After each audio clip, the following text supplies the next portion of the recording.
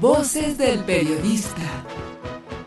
El Club de Periodistas de México, con su brazo asistencial, la Fundación Antonio Sáenz de Miera y Feital, presenta Voces del Periodista.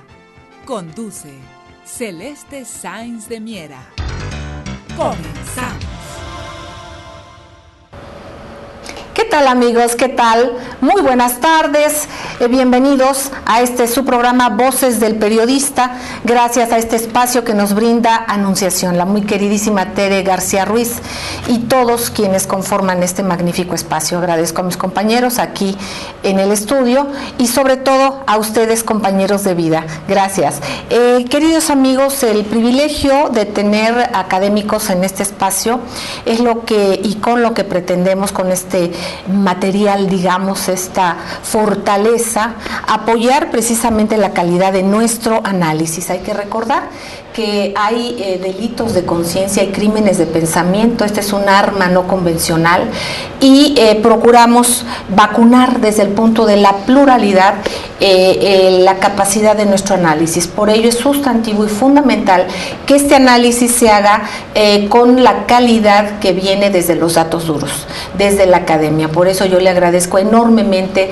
a la maestra Laura Bolívar, quien es además asesora de la fracción parlamentaria del Partido del Trabajo en el Senado de la República, que esté aquí con nosotros para platicar sobre un tema nodal fundamental, muy platicado, a veces diría yo demasiado en cuanto y a la vez no lo suficiente, demasiado en que se repiten las mismas cosas, no lo suficiente porque debemos de dejar permear la pluralidad en equidad de circunstancias de las visiones y puntos de vista y sobre todo, reitero, datos duros. A esto procuraremos abocarnos en este espacio para no tener esta información que a veces nos llega y nos llena de datos que no son tan sustanciales. Aquí procuraremos darles pues vitamina en datos duros y te agradezco enormemente, maestra Laura Bolívar, que estés con nosotros y también agradecemos que es por el conducto del senador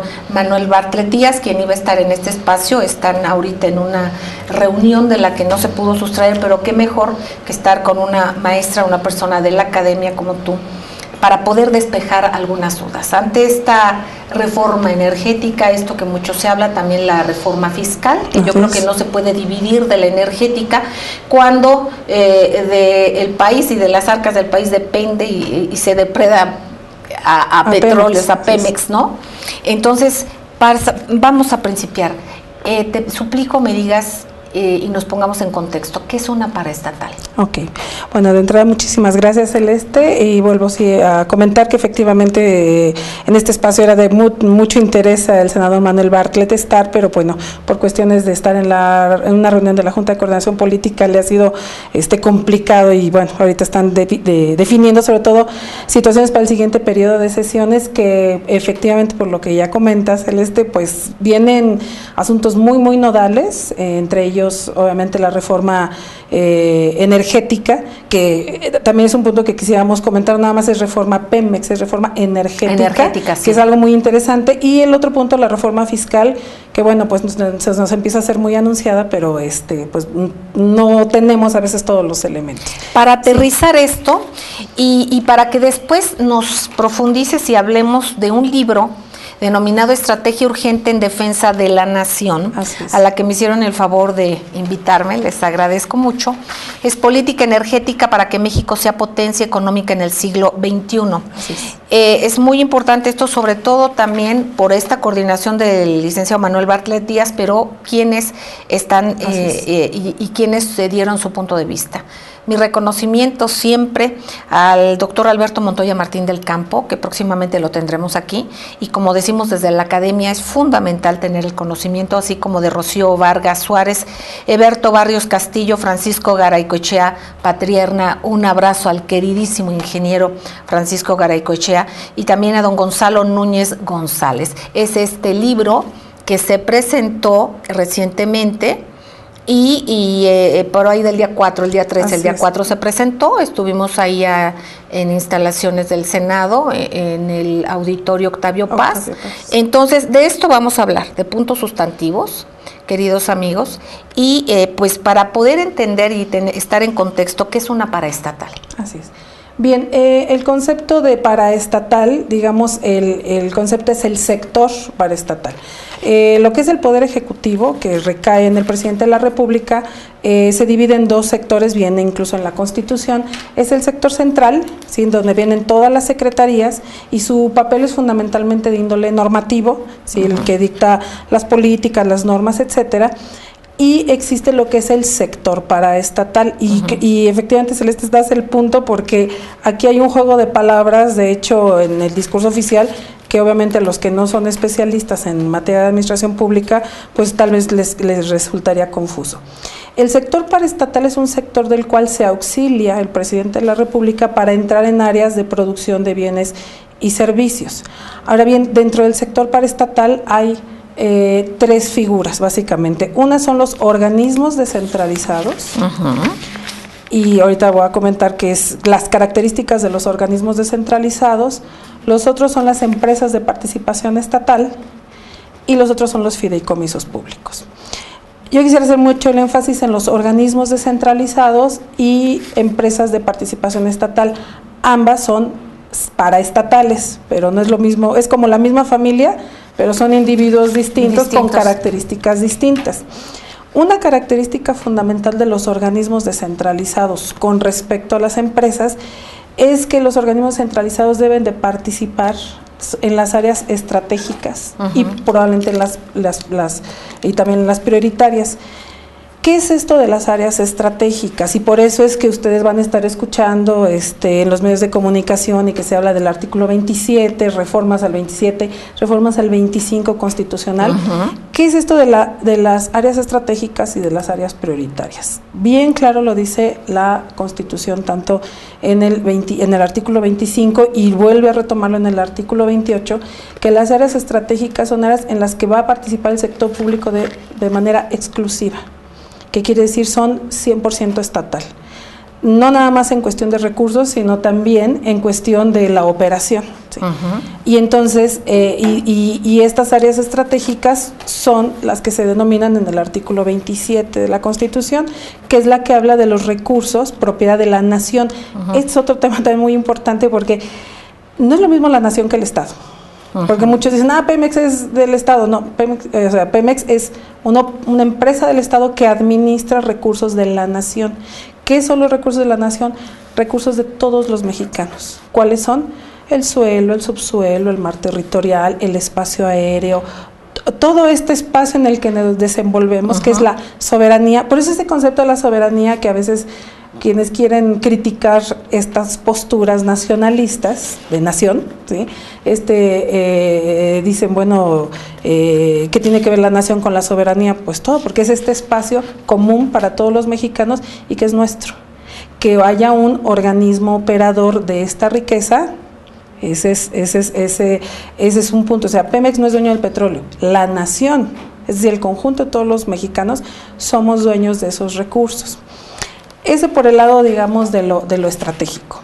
¿Y qué es lo prioritario? También lo señala la Constitución en estos mismos artículos, y lo prioritario es donde va a participar el Estado, y dice así, por sí o con el sector social y privado. Y ahí es donde está el juego de las palabras de privado o estatal. Entonces, en el sector, en las empresas de participación estatal son las que pueden participar en estas áreas prioritarias, o ellas por sí mismas, o pueden solicitar la incorporación del sector privado o del sector social.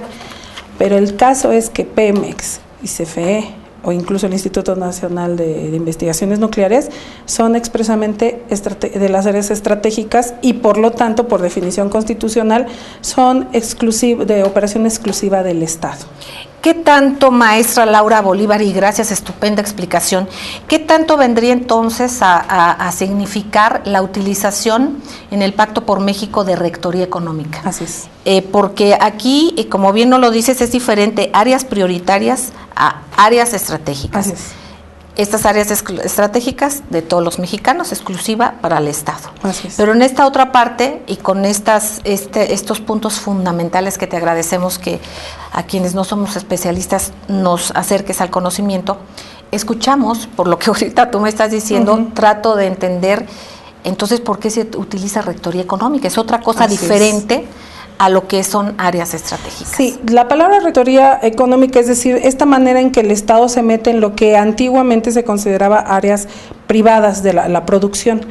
Hay que entender también un poquito la historia del sector paraestatal, digamos que no tiene ni 100 años. Digamos, las primeras entidades paraestatales empiezan a surgir en la década de los 20. No es un fenómeno mexicano, es un fenómeno mundial, donde los estados empiezan a intervenir en la economía porque los particulares con estas políticas liberales, de repente, donde no eran rentables, no entraban.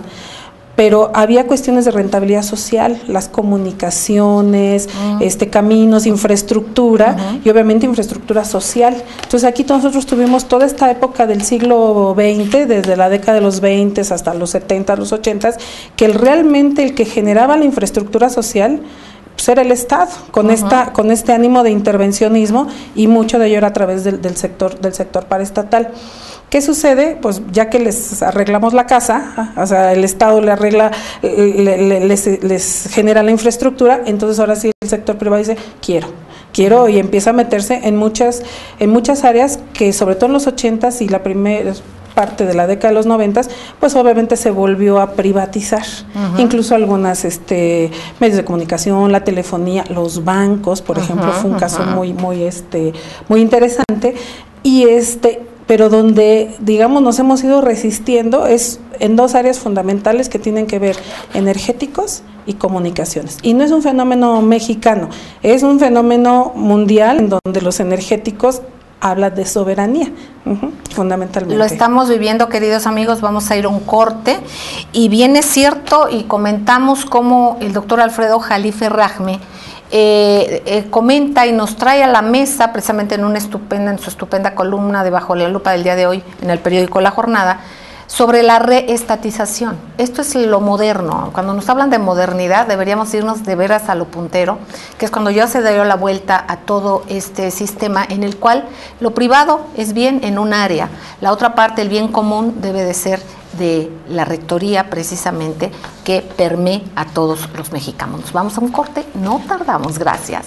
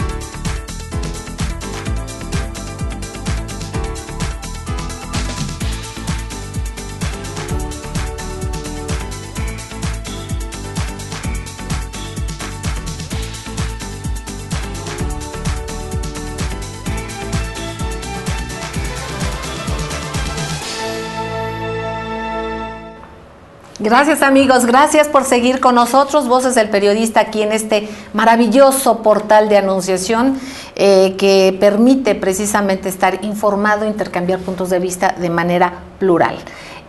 Nos encontramos con la maestra Laura Bolívar. Ella es asesora de la fracción parlamentaria del Partido del Trabajo en el Senado de la República.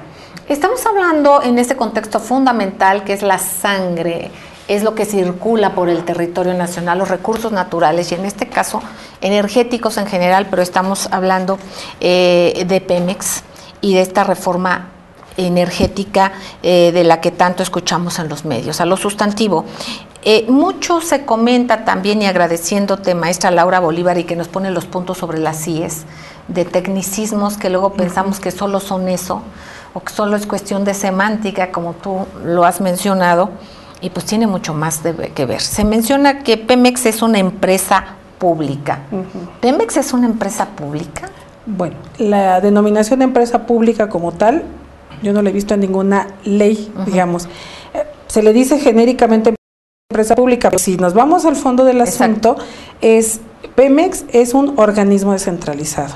De entrada, dice uno, bueno, ¿qué diferencia hay entre un organismo y una empresa? Bueno, jurídicamente y administrativamente, claro que sí lo hay, porque, como decía, los organismos descentralizados son los que participan en estas áreas estratégicas. Y ya una empresa, que incluso el nombre es Empresa de Participación Estatal, entra en las áreas prioritarias. Si se empieza a denominar a Pemex como empresa, lo vamos más o menos perfilando a que se va a las áreas prioritarias y es una cuestión de cambiar de un campo a otro, sí, pero también es que entonces se abre la puerta a que participen el sector privado. Voy a poner un ejemplo.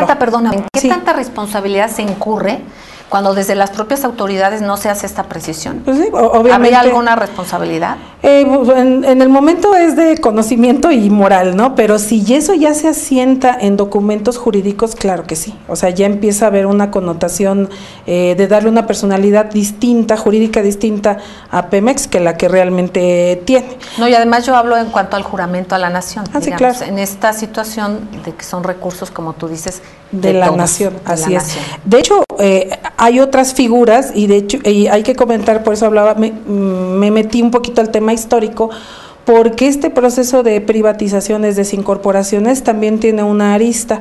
Hubo varios organismos descentralizados que los cambiaron a las áreas estratégicas de una manera muy sutil y por una redacción. Voy a poner dos casos. El caso de aeropuertos, por ejemplo, y de ferrocarriles. De hecho, se hizo la modificación ahí en el mismo artículo 28 constitucional. Dice, siguen siendo áreas prioritarias, pero van a ser sujetos a concesiones.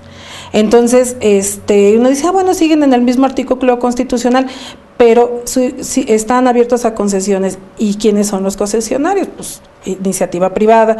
Entonces, nosotros conocemos la historia de ferrocarriles, que desde el 93, que se dio esta situación, ya van 20 años y no vemos, efectivamente decíamos, era un desastre, que fue lo que nos hicieron creer, era un desastre estar en manos públicas. Bueno, lo pasamos a concesionarios. ¿Dónde está toda la infraestructura ferroviaria, digamos? O sea, podemos ver un poquito el futuro de muchas de estas áreas que se quitan de la estratégico, se pasa a lo prioritario y es sujeto a concesiones. Y otro tema que está también muy en boga es la minería. Minería también era un área estratégica, se están explotando recursos de la nación y es sujeto de concesiones hoy en día. ¿Qué sucede con la minería? Y aquí es un tema tal vez a la parte fiscal, que es donde quisiéramos también ligar este tema de Pemex.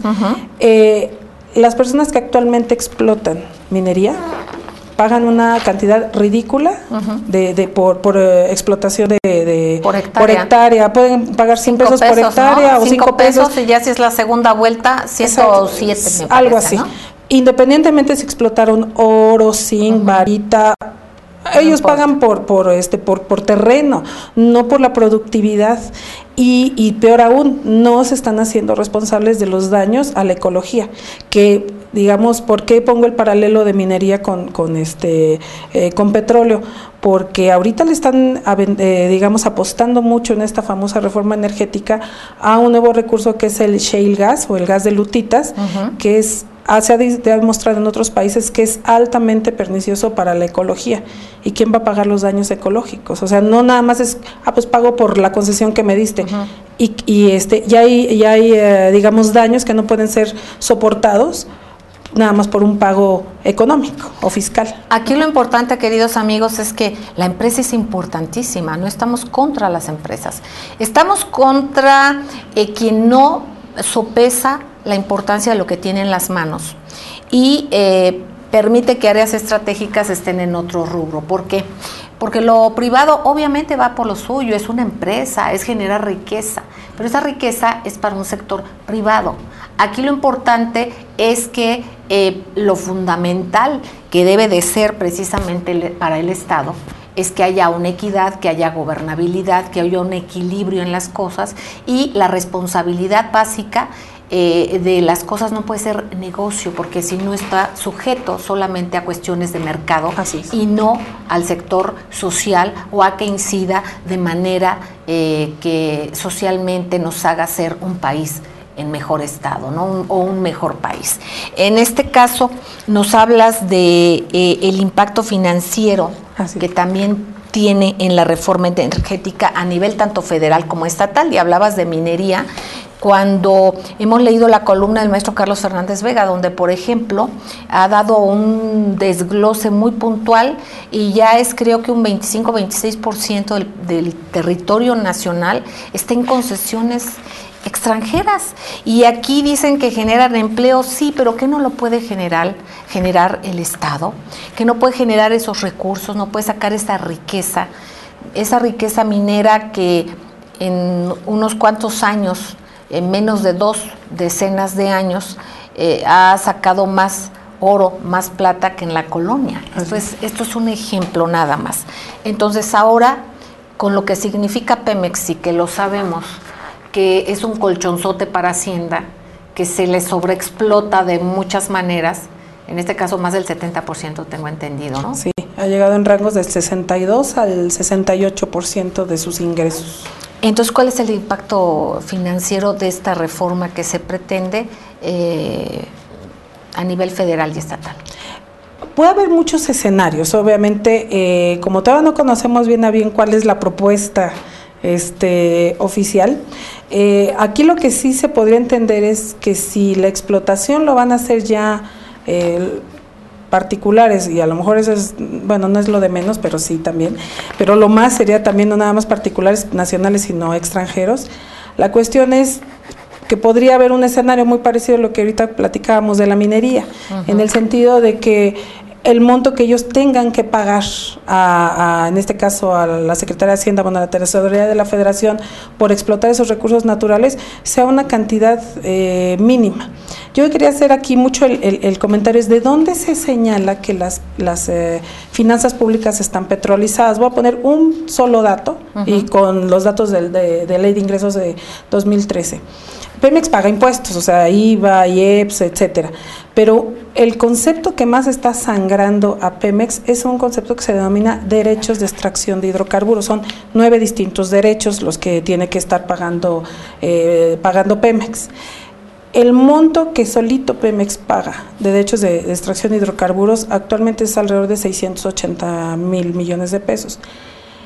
Solo ISR, estamos hablando de 740 y tantos mil pesos, es decir, Pemex, un solo contribuyente, paga por el derecho de extraer el hidrocarburo casi la misma cantidad que todos los contribuyentes, personas físicas y morales, por impuestos sobre la renta. No, y además menos a los que se les exenta de impuestos, se les condonan, o sea, y todo esto. De hecho, una de las ideas que hemos estado trabajando con el grupo, valga la redundancia, de trabajo en la fracción parlamentaria es, bueno, ¿qué sucedería si mejor ese dinero no lo paga Pemex como a la Tercera Federación, sino se reinvierte? ¿Cómo se supliría esos casi 800,000 millones de pesos anuales? ¿Cómo se suplirían para que también el gasto público no no lo resienta. Bueno, pues con que las empresas que tienen que pagar paguen, sí, porque efectivamente tenemos un problema fuerte en materia fiscal de consolidación fiscal, que ese es otro tema, muy importante analizar. Ese es otro tema. Bueno, queridos amigos, ahorita menciona la maestra Laura Bolívar lo que es la propuesta oficial. También en estos días, el día de ayer, el día de hoy, se ha salido en los medios una especie de indignación de uno de los partidos que se dice de izquierda, y acompañado por el hijo del general Lázaro Cárdenas del Río, precisamente quien fue quien expropió el petróleo para nuestro país. Y se dicen que no conocen la propuesta, que la quieren conocer. También dejo sobre la mesa la pregunta, y la dejo al aire. Si ellos ya desde el Pacto por México firmaron, y aquí se habla de rectoría económica, y se sabe la diferencia que hay entre áreas estratégicas y áreas prioritarias, o están muy mal capacitados, no conocen la Constitución, lo cual nos preocupa muchísimo, porque si bien no deben de ser doctores en Derecho o doctores en Ingeniería, sí deben de tener y estar muy bien asesorados. Y me daría mucho pendiente que hayan pasado tantos meses y que ni siquiera sepan y estén en el lugar donde están la diferencia entre rectoría económica y áreas estratégicas. Vamos a un corte, no tardamos.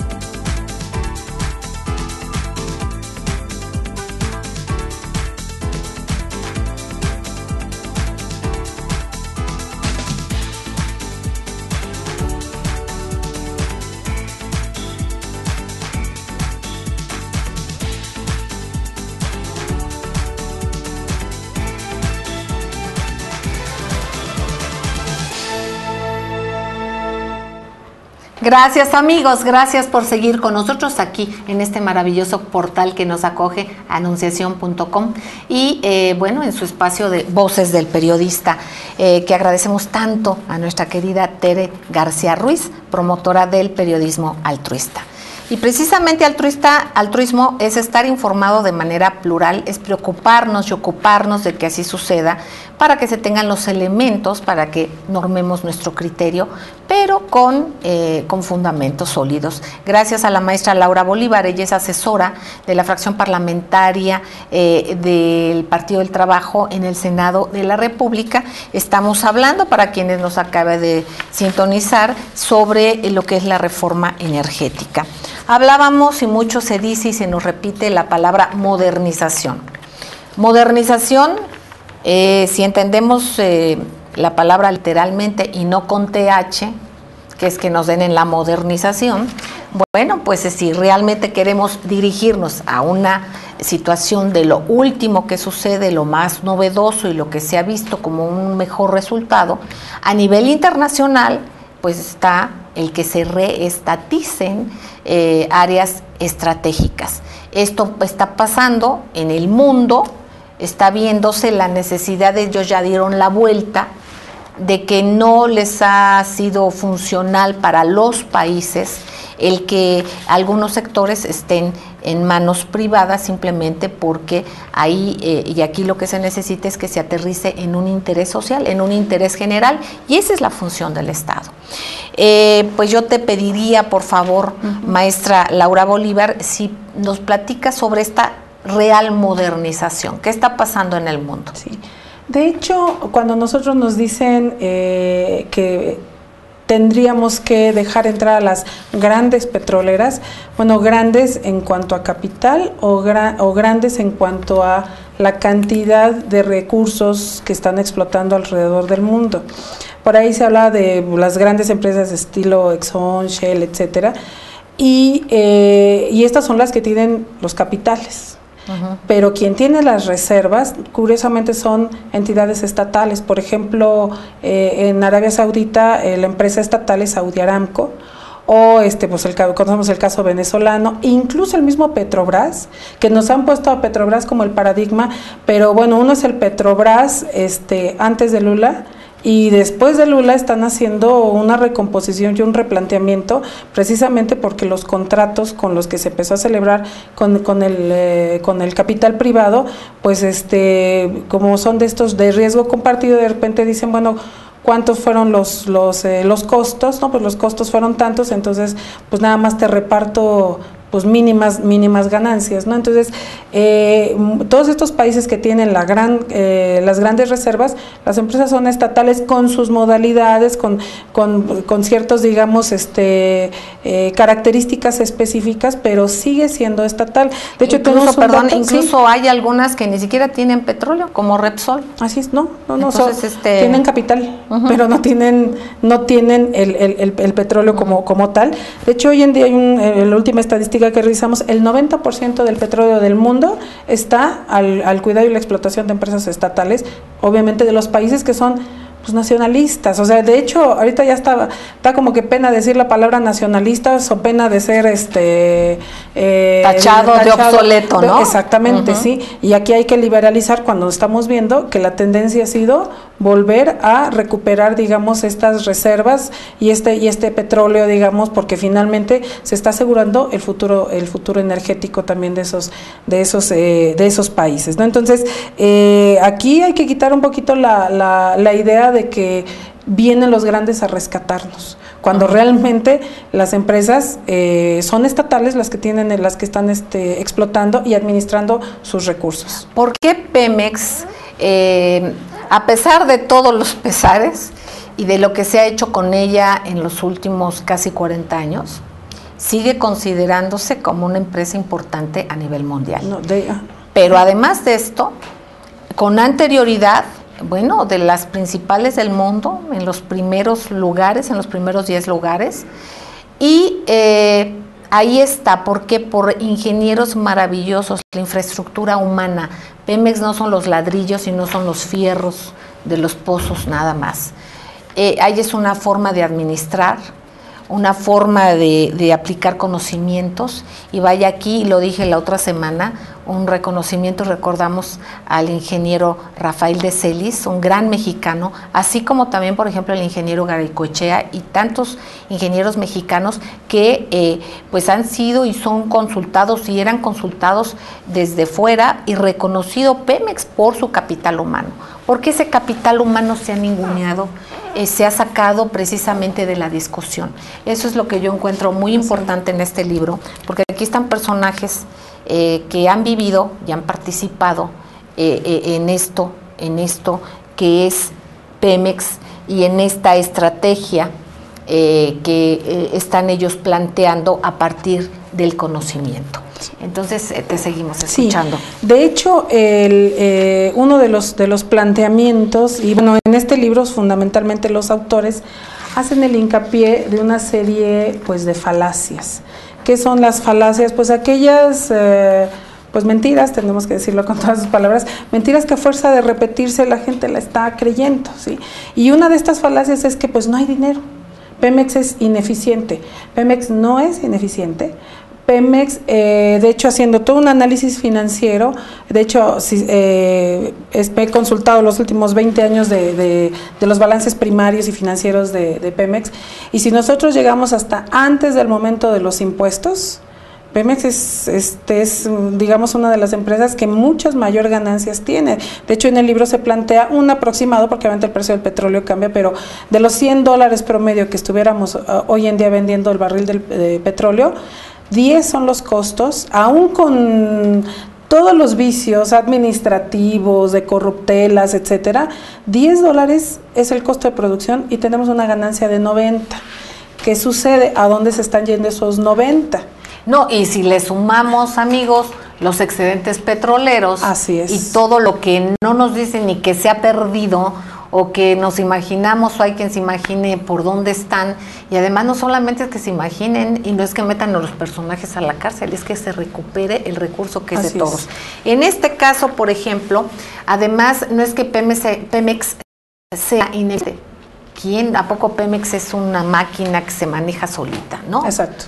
Entonces, aquí se tiene todo, y como tú dices, no obstante, la eficiencia está demostrada, y aquí hay que ver en dónde se va bifurcando y se va perdiendo todo esto, independientemente de esto que lo partieron literalmente, y me abstengo de decir algo más, ustedes se lo imaginarán o no, cómo lo han partido, la partida que le han dado en cuanto, por ejemplo, a la parte de refinación, cómo se ha desmembrado precisamente y desarticulado, y no obstante eso sigue siendo eficiente. Sí, de hecho, a lo mejor mi especialidad es en la parte de la administración pública. Es increíble que, por ejemplo, mientras en el resto del sector público se maneja de integración de procesos, de racionalidad, de eficiencia, que es unir procesos porque realmente saco un mismo producto y entonces evito multiplicidad de estructuras, de personal, etcétera. Con Pemex lo hicieron al revés, y yo no sé si hasta parece como con una intención muy clara, no, pues sí, y a Pemex lo partieron. Entonces, ¿esto qué me hace? Aún con ello, cuatriplico estructuras, cuatriplico procesos, cuatriplico costos, y aún con esa, digamos, esa ineficiencia, aún así es eficiente, ¿sí? ¿Dónde está el problema con esos $90? Pues gran parte se va al fisco. Y dijéramos, bueno, ok, se reinvierte en lo que es de todos nosotros, de los mexicanos, porque hace rato hablaba de los impuestos, efectivamente, pero el concepto de los derechos es un concepto fiscal, que el origen o la naturaleza de este concepto quiere decir un resarcimiento, es decir, pagar por un daño de que me apropio de algo de todos haciendo un negocio, que en este caso Pemex hace un negocio, es claro, pero a través de los derechos le regreso, en este caso a la nación, es decir, a todos los mexicanos vía presupuesto para que se gaste en ellos lo que yo extraje del petróleo. Pero ¿qué sucede? Sucede que ese dinero se utiliza la gran mayoría en gasto corriente. ¿Qué es el gasto corriente? Sueldos, papelerías, servicios generales, etcétera. Y hace ratito comentaba Celeste algo bien interesante, los excedentes petroleros. También hay una ley por ahí que si alguien de repente quiere hurgar en marco jurídico. Sí, dinos porque de eso se trata, de aprender. Desde el 2006 surgió la Ley Federal de Presupuesto y Responsabilidad Hacendaria. O sea, Pemex está amarrada por la parte fiscal, pero también por la parte del presupuesto, es decir, por parte de los ingresos. De hecho, aquí tengo el dato, por ejemplo, para 2013 diario Pemex tiene que estar pagando la hermosa cantidad diario. De 634 millones diarios, y cada mes, y eso está en ley de ingresos, y cada mes debe de pagar como que sus contribuciones por anticipado, ya después arreglan cuentas, pero cada primer día de cada mes, de cada semana, da 4.453 millones de pesos, o sea, diario es una cajita contante, sonante, independientemente del resto de los contribuyentes. Pero un elemento que quería comentar es que aparte en esta Ley Federal de Presupuesto y Responsabilidad Hacendaria se hace un cálculo, yo creo que a modo de lo que va a ser el precio internacional del petróleo. Por ejemplo, ahorita estamos nosotros vendiendo alrededor de $100, pero dice, vamos a cotizar el precio del petróleo alrededor de 80 y tantos dólares. Y en los otros 15 o 16 son los excedentes petroleros, y esos se van a una serie de fondos, pero dentro de estos fondos se van para estados y municipios. Y se van a estados y municipios y hay ojos que te vieron ir, pues nunca te verán volver. ¿A qué me refiero? Entran las soberanías de los estados y ahí para gasto político, seamos honestos, ¿no? Porque para eso se utilizan mucho estos excedentes petroleros. Y aquí habría que retomar lo que platicábamos la semana pasada con el maestro Yuri Sterbolov, y qué es la política, qué son políticos realmente. Yo creo que no son políticos, entonces, ¿qué gastos se le dan a las cosas y a los recursos de todos nosotros? Vamos a un corte, no tardamos, gracias.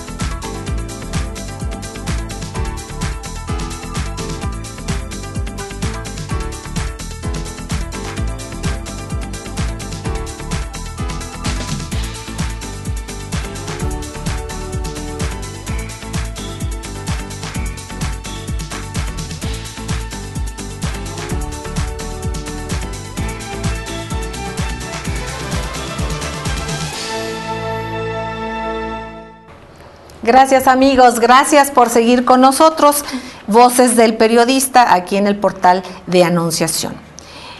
Con este libro y platicando con la maestra Laura Bolívar, precisamente sobre y poniendo puntos sustantivos sobre la mesa en el tema de la reforma energética. En este libro, en la contraportada, dice: ¿es necesaria una nueva reforma para mejorar el sector energético? Las propuestas que han avanzado realmente pretenderían evitar la privatización de Pemex y de la Comisión Federal de Electricidad.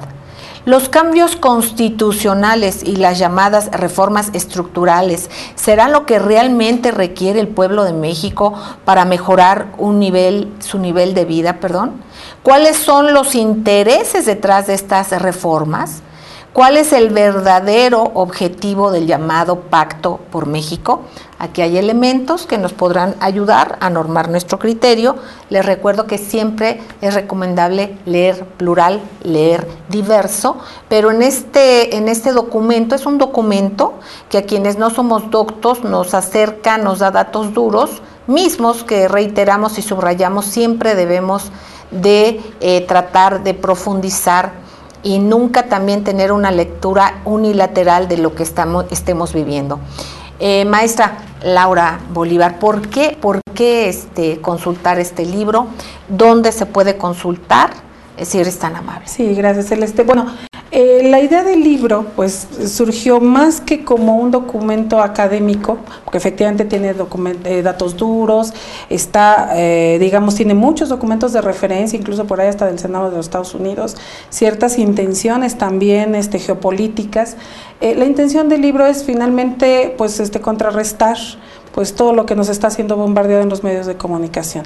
Es evidente que los foros para pues las voces no oficiales pues están un tanto cerrados, ¿no? Y obviamente el común de la población pues está yendo con lo que dicen líderes de opinión que no necesariamente son muy libres o muy conocedores de otra visión. ¿Por qué este libro fundamentalmente fue creado? Bueno, tiene la idea de sí ser un elemento de análisis, de conocimiento, pero también un instrumento de lucha en el sentido de, pues antes las revoluciones se hacían con las armas, ahora yo creo que las revoluciones se tienen que hacer con las conciencias, y las conciencias tienen que estar con el conocimiento, con el dato, pero también con la visión, y también entender cuál es la estrategia pues de la otra parte, en este caso la parte oficial. La idea de este libro retoma el hecho de que esto no es un fenómeno hoy, esto viene desde una reforma anterior, desde el 2008, sí. Que de hecho ahí sí no tocaron la Constitución, pero todo lo hicieron a nivel de leyes, y finalmente como hoy está operando estos contratos, no nada más los hidrocarburos, sino también la electricidad, pues están en contra de la Constitución, y entonces este último es, digamos, como que tratar de arreglar lo que ya se estaba haciendo de manera irregular. Y algo que nos dicen, y perdón, pero para una manera muy doméstica, muy cotidiana, que aterriza en la economía de todos, nos dicen que con esto se van a mejorar y a reducir las tarifas eléctricas. Bueno, lo mismo nos han dicho de tantas y tantas cosas, ya ven el gas natural y ya ven tantas cosas, pero finalmente, a ver, te pregunto el por qué sí o el por qué no. Claro, el que nos garanticen de que se abaraten los hidrocarburos, bueno, en este caso a nosotros nos pegaría las gasolinas sobre todo, o las tarifas eléctricas, pues nosotros no hemos visto ningún resultado.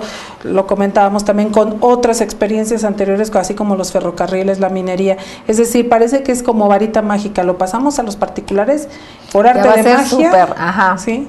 Además, les recuerdo, amigos, que la corrupción también se privatiza. O sea, no es como que aquí hay impolutos y aquí hay corruptos.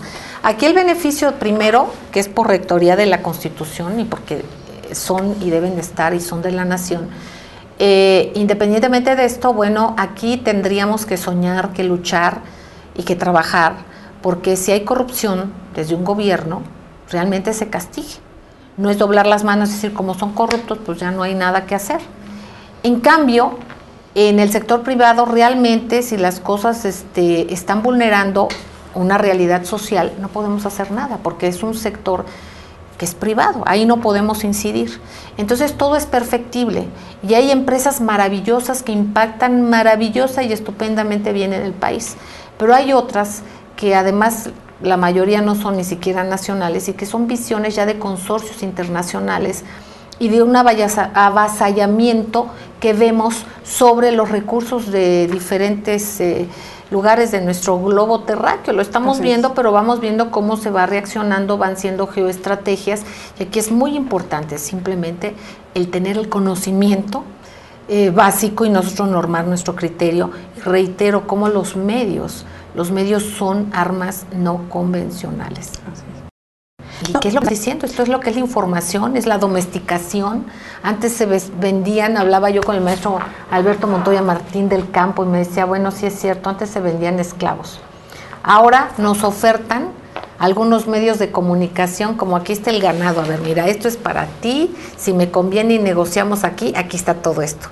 Ya sujetos y suponiendo y predisponiendo, porque lo predisponen a través de los contenidos o la falta de contenidos éticos, muchos de ellos, o también ya comprometiendo nuestro pensamiento porque saben que se ha fragmentado nuestra capacidad de asombro, ¿no? En muchos aspectos, en otros no, y por supuesto también hay estupendos medios de comunicación, pero eso está pasando y debemos de tenerlo muy presente, ¿no? Que es parte de lo que nos dices.